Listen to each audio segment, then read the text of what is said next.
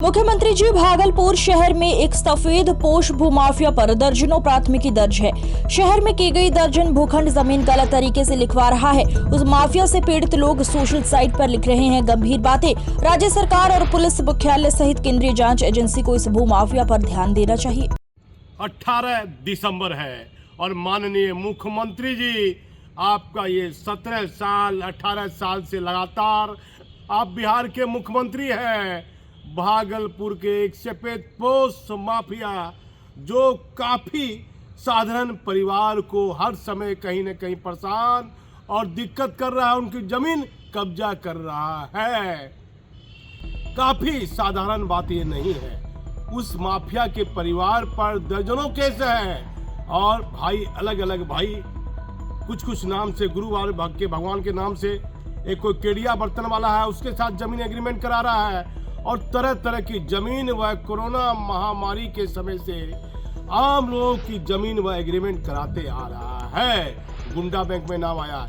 Income tax विभाग ने उसके यहाँ छापामारी की और आर्थिक अपराध इकाई की एक टीम उस मामले में जांच करने भागलपुर आई, लेकिन उस माफिया का मनोबल इतना बढ़ा हुआ है कि एक महिला है, उसका परिवार, उसका पिता उसका घर कब्जा करने के बाद सारा सामान अपने घर में रखा हुआ है और उसे एक सोने की सामान देकर उससे पुसला लिया है कि आप ये सोने का सामान रखिए, आपका सामान है, आपको रजिस्ट्री हो जाएगा, ये हो जाएगा, वो हो जाएगा।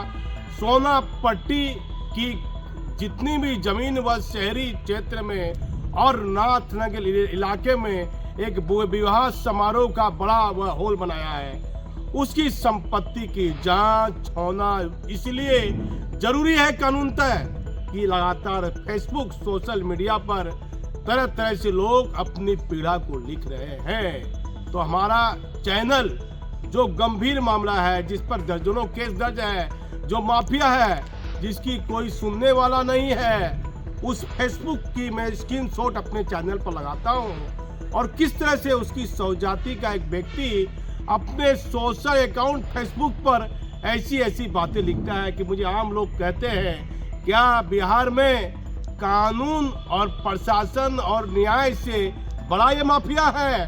क्या इसके कारनामे की जानकारी राज्य सरकार को नहीं है? यदि इसके कारनामे की जानकारी सरकार को है तो क्या इस माफिया को राजनीतिक संरक्षण प्राप्त है?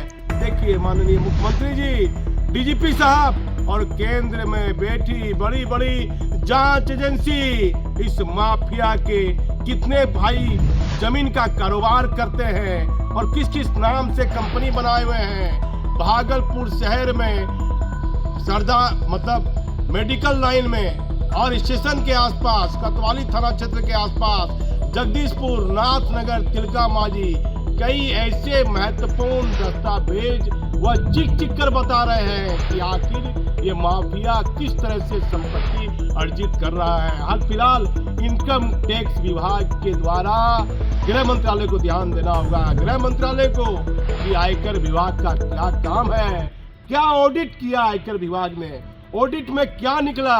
आपने 4 दिन 3 दिन भागलपुर में एक माफिया के यहाँ इनकम टैक्स की छापामारी होती है, ऑडिट में क्या निकलता है इससे पत्रकारों को नहीं बताया जाता है, इसकी जानकारी नहीं दी जाती है। अब देखिए कैसे एक व्यक्ति उसी के सौजाती का, और बड़ी बड़ी जांच एजेंसी को ध्यान देना होगा।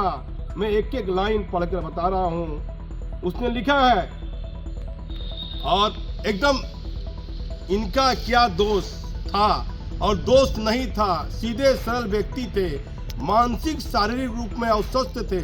मेरे स्वर्गीय पिताजी, मैं उनका नाम नहीं लूंगा लेकिन स्क्रीनशॉट हमारे चैनल पर लगाने की कोशिश करूंगा।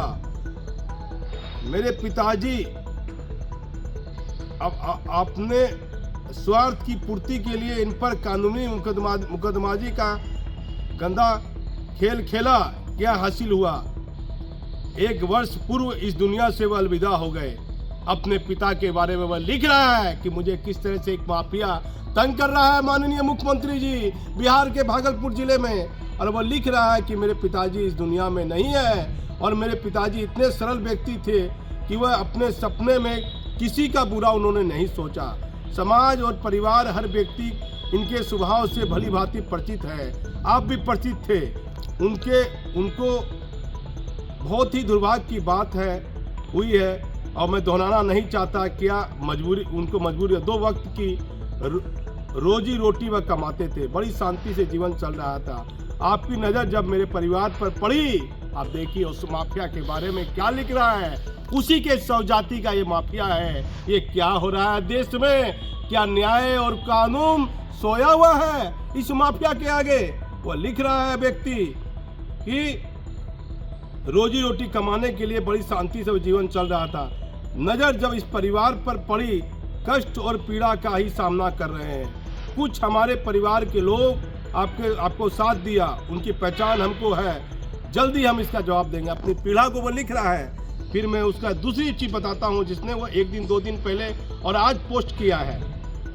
एक धनागढ़ मतलब धन्ना से उसका मतलब हुआ, और अपने पिता के बारे में जिक्र करता है और लिखता है, इस शहर को कोई जरूरत नहीं है, पर दुर्भाग्य की बात है परिवार का वह मुख्य सदस्य है। कई बातों का वह जिक्र करता है और लिखता है, सोशल मीडिया में कई तरह की बात वह लिख रहा है व्यक्ति, और खुलेआम लिख रहा है कि वह स्वर्णकार समाज की प्रतिष्ठा से देखता है, उनकी मर्यादा आपने नहीं रखा। दुर्भाग्यपूर्ण ऐसी स्थिति कर डाली आपने कि जब हम इतनी तकलीफ और पीड़ा थी तो आपको अपने बेटे को आगे कर मेरे पास नहीं भेजना था। फिर दुकान की समझौता की बात लिखता है, अपने पिता की बीमारी की बात लिखता है, एग्रीमेंट की बात लिखता है।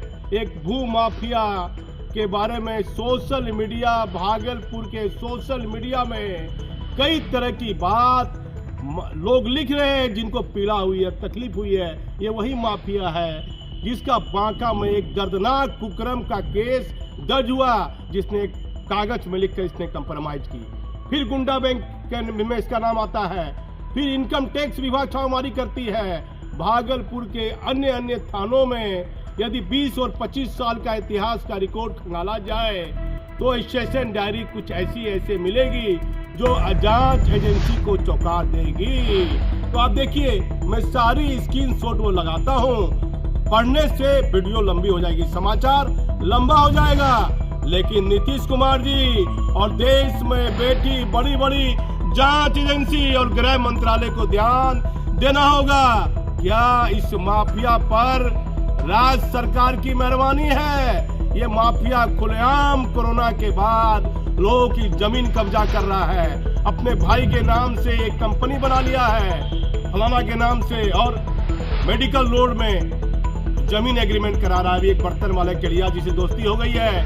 कई ऐसे महत्वपूर्ण दस्तावेज हैं जो ये चिक कर बता रहे हैं कि ये किस तरह से भागलपुर में जमीन कब्जा कर रहा है, जमीन खरीद रहा है। नाथनगर में अभी वहां से डोडी के पास कोई लोग कहते हैं कि वहां एक शादी का माहौल बड़ा सारा बना लिया है, जो है शादी समारोह के लिए पूरा गार्डन एवं तैयार कर लिया है। लेकिन राज्य सरकार के माननीय मुख्यमंत्री जी और केंद्रीय जांच एजेंसी गृह मंत्रालय क्यों नहीं ध्यान देता है?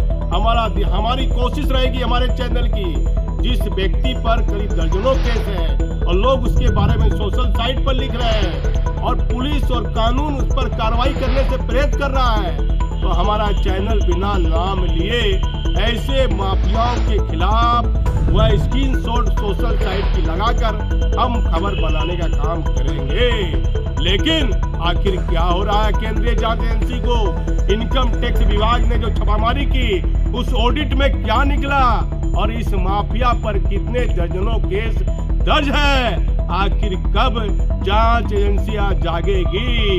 ये किस राजनीतिक पार्टी का संरक्षण प्राप्त किए हुए है? इसकी जांच क्यों नहीं हो रही है?